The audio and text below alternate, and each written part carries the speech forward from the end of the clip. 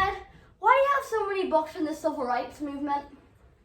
Because I volunteered and worked in the civil rights movement in the 1960s. Really?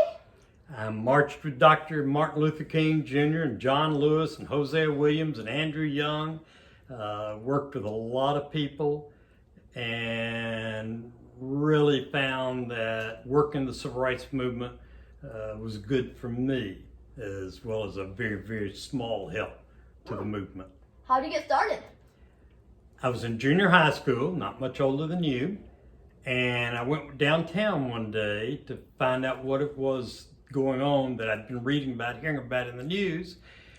And I got a ride to the Life and Casualty Tower and walked up Church Street to the corner of 5th and Church and looked down toward the arcade, and there were all these people out in the street. It's about 10:30, 11:30 in the morning. And it was about 8 or 10 young African-American people. I now know they were college students from Fisk, Tennessee State, American Baptist.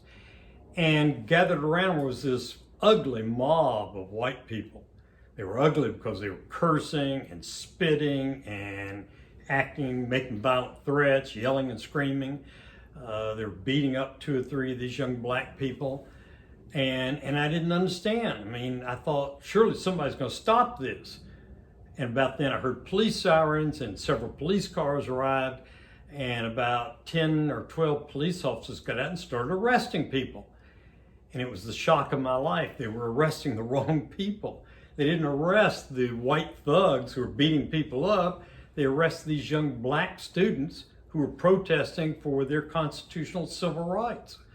So, I started reading about it more, paying attention when Dr. King and the movement were in the news, because I knew this wasn't right. I knew this was fundamentally wrong, what I'd seen there on the streets that day. And it persuaded me that I was going to try to do something about it. And what I tried to do about it was I spoke up, which meant we had lots of arguments at the family dinner table back in those days. Wow, I didn't know that. What else did you do? Well, when I was in college, I volunteered at Dr. King's headquarters at the Southern Christian Leadership Conference in Atlanta. I did clerical work, licked envelopes, put on stamps, the kind of things they need help from young people doing. I marched in the marches around Atlanta with Dr. King and his allies, like Julian Bond especially, and John Lewis.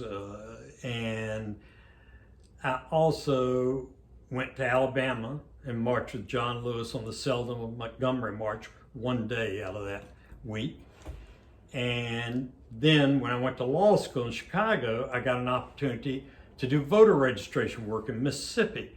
So I spent a week in Mississippi living with Mr. R.A. Hayes, who was running for the county commission, first black candidate to run for it in Chula, Mississippi. And I went around registering people, exclusively African-American people, to vote, because they'd never had the right to vote in rural Mississippi. It was a scary situation.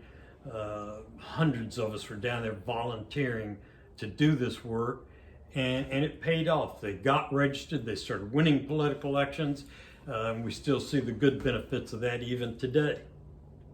Wow. What can I do to help? You and other young people can speak up and speak out. When you see wrong things being done, tell somebody. Tell your parents, tell the news media, tell the police, tell the leaders at your school or wherever you're working. Speak up, speak out. Prejudice and discrimination survives because they hide.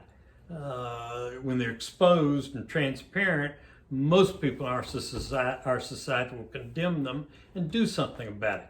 So speak up, speak out, try to take care of your friends and everyone else. Be kind to people. Good talk, Grandpa. Thanks, grandson.